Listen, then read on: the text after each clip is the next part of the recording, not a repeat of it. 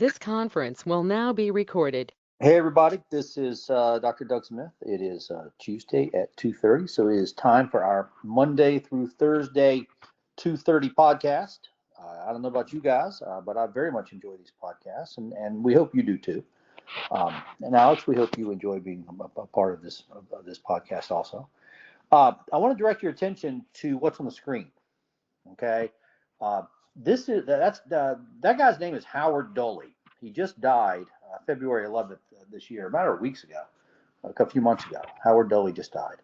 And this is a picture of him getting his transorbital lobotomy. Okay, that's what a lobotomy looks like. And this is being done by a psychiatrist. Okay, there was no science behind this. They did this to hundreds of people. Okay, NPR did a special on Howard Doley and how what you see being done to him right there, how it impacted his life. Okay, they messed up these people's lives. And there's no science behind it. Okay, the guy got paid for it. He got paid $100 cash to do it. And he did it because, the boy's stepmom complained that, oh, he's messy. He leaves his candy wrappers lying around. He won't listen. He won't clean up his room. So they gave him a frontal lobotomy, okay, based on no science whatsoever. And that's my point. What the psychiatrists have done with the opioids is not out of the blue. This is their history. This is who they are. This is what they do. Okay, they come up with this nonsense, okay, until society forces them to stop it. Okay, their big book is called DSM, Diagnostic Statistic Manual. We're currently on the 5th edition, so amazingly, it's called DSM-5. And it started back in the 1950s with DSM-1. And amazingly, homosexuality was in DSM until 1987. 1987. Okay, homosexuality was classified as a mental illness and was in the DSM-5, was in the DSM until 1987. Opioid addiction is now classified as a mental illness and is in DSM-5. Okay, by the way, they had a treatment for homosexuality, just like they have a treatment for opioid addiction. Okay, the treatment for homosexuality, it's called aversion therapy,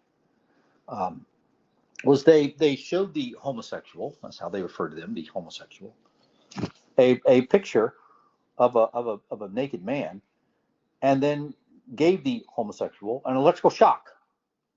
Now, I know you're going to find this hard to believe, stunningly, shockingly, shall we say, but this therapy wasn't effective.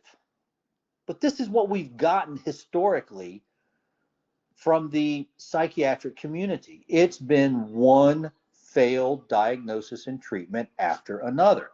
The difference now is that they have insinuated themselves and worked themselves into the bureaucracies. And now they have scale. Now they have money. Now they have power. And instead of just a few hundred frontal lobotomies, now we've got millions of people with the improper diagnosis of opioid addiction, opioid use disorder. But it's the same old story for the psychiatrist. There's nothing new here. Okay, what was it from the cartoon South Park? Okay, move along, people. Nothing to see here. Yeah, that's kind of the way this is. Okay, move along, people. Nothing to see here. It's the same old playbook. This is nothing new for the psychiatrist. This is what they've been doing all along. Okay, autism was believed to be due to what was called the refrigerator mother. That autism was due to the mother being cold and aloof and distant from their child. Now, this resulted in huge guilt among the mothers, and again, it was based on no science whatsoever. It was wrong. It's just wrong. But that doesn't stop the psychiatrists, and it doesn't stop the psychiatric community. This is what they've been doing for years. Look at the picture in front of you. His name is Howard Doley. He just died a few months ago. Okay, it's not like this was 200 years ago. Okay, this is what the psychiatrists and the psychiatric community have been doing since for their existence. The reason that this happens is because they're not scientific. It's a pseudoscience. It's no different from astrology.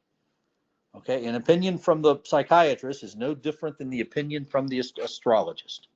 It's like a horoscope. It's not a diagnosis, it's a horoscope. Okay, but they present themselves as scientific, and they have all the scientific trappings. And quite frankly, it's hard for the layperson to tell the difference. Okay, that's why I'm writing this book. So you can tell the difference, and you can know that the psychiatrist is on the same footing as the astrologist. And hey, for those of you that read your horoscope every day, I'm not knocking it, okay, but you know it's not real science. Okay, at least you should know it's not real science. Okay, these guys are as accurate as the flat earthers, people that believe the earth is flat. That's how accurate the psychiatrist is.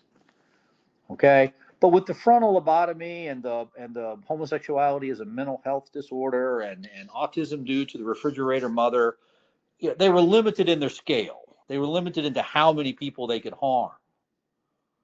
But once they infiltrated the bureaucracies, once the psychiatrists infiltrated HHS, Health and Human Services, once the psychiatrists infiltrated the CDC, once the psychiatrists infiltrated the FDA, now they got power, money,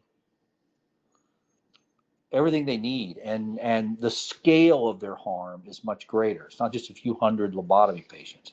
It's millions of inappropriately diagnosed opioid addiction patients. And that's what I'm working hard on the book, is to lay this out so that people can understand that what happened to them in a historical context. Didn't happen to them out of the blue. It's not like the psychiatrist had been right all along and all of a sudden, tripped. No, they've never been right. Look at the picture in front of you. Okay, that's exactly what they did to you. By the way, I don't want to run over today, but I want you to think about this. As the psychiatrists have infiltrated HHS and FDA, the result has been about 1 out of 6 Americans is now on some type of psychiatric medicine, particularly the antidepressants. I mean, think about that. Okay. One conclusion you can draw from that is that the psychiatrists have made a lot of money for the drug companies. Okay. And so that's where we are with this. All right. My name is Dr. Doug Smith. This is our Monday through Thursday 2:30 podcast. We'll hold here for today. We try to keep these short so you can just listen to them and don't just spend too much time. We try to get right to the point. Don't forget to like and subscribe us. Don't forget to post this podcast on your social media and everybody else's social media. And guys, we will see you back tomorrow at 2:30. Thanks. Bye-bye.